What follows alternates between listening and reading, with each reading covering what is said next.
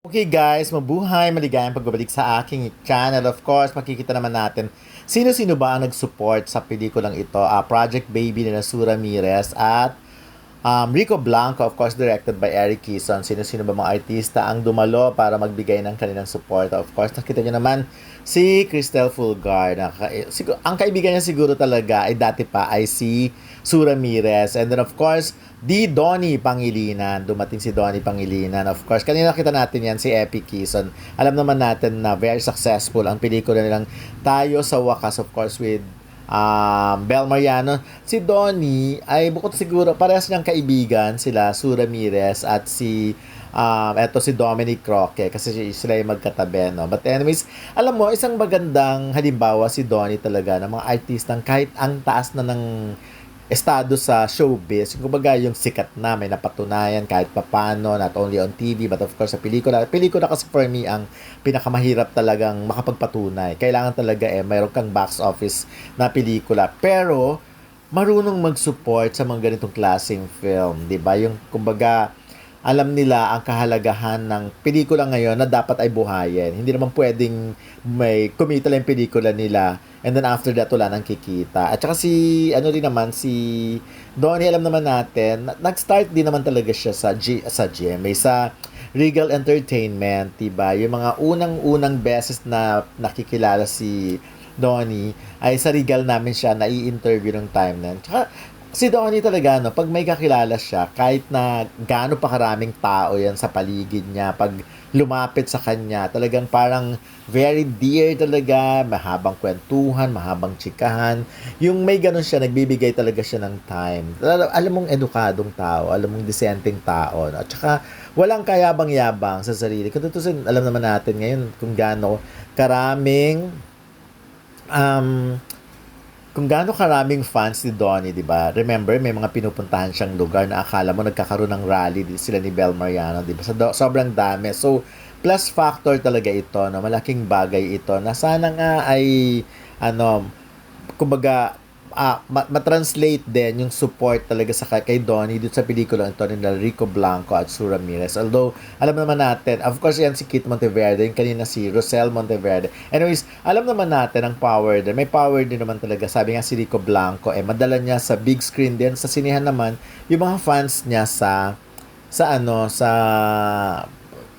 singing, di ba? Alam naman din natin kung gaano kalakas naman ang power niya, no? But anyways, ayan, ito lang gusto ko lang muna, bago sa balikan yon, si Cristel talaga, sabi ko nga sa kanya, mukha na siyang Koreana, kasi in person, napakakinis ng mukha niya, talagang super klaro ng skin niya.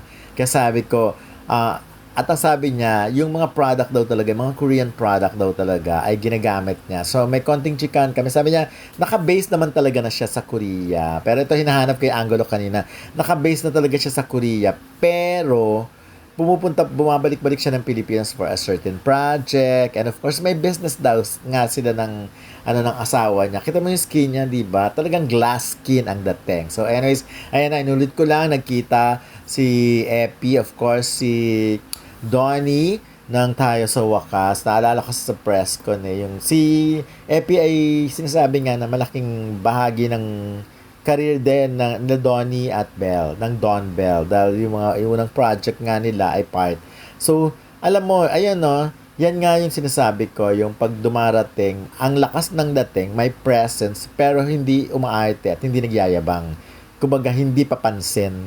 May mga artista kasing, alam mo yung, ang lakas magpapansin, yung mga ganon. So, with Donnie Pangilinan, ramdam na ramdam mo na he's there, nag-attend siya sa premiere night ng Project Baby to support yung mga kaibigan niya, to support the industry, to support yung mga producers na rin, yung ganon. Kasi syempre, yon, hindi naman talaga, parang hindi rin, ang hirap kasing sabihin na parang, actually, sige na nga, sa panahon kasi ngayon, napakadalang na ng mga pelikulang kumikita. Hindi na ganun talaga mahirap talaga So, wala tayong magagawa because sa mga streaming app, like yung kahit naman yung mga ibang artista, yan din naman ang reklamo. Kaya nga, di ba, nagtutulong-tulong na ngayon, sinasabi na ibalik ang mga Pilipino sa sinehan, which is sana mangyari. Ito ang haba nito nung kwentuhan nila dyan. Kahit silaw na silaw si Donnie, pero talagang nakikipagchikan siya. So, ayan. Anyways, gusto ko lang again bigyan ng talaga ng ng emphasis mo ang kabaitan ni Donnie Pangilinan. So, kahit nung nasa labas siya yung pagpasok pa lang niya sa red carpet, walang ka-ere-ere, walang ka-arte-arte. Kasi alam mo, na-witness ko na talaga yung mga ka-artehan ng mga sikat, yung mga sumikat na artista, yung ang daming drama, yung bago, ang daming demands, ang daming requests, ayaw ng ganito, ayaw ng ganyan, maraming ganon. But in Donnie's case, nandyan siya bilang isang kaibigan.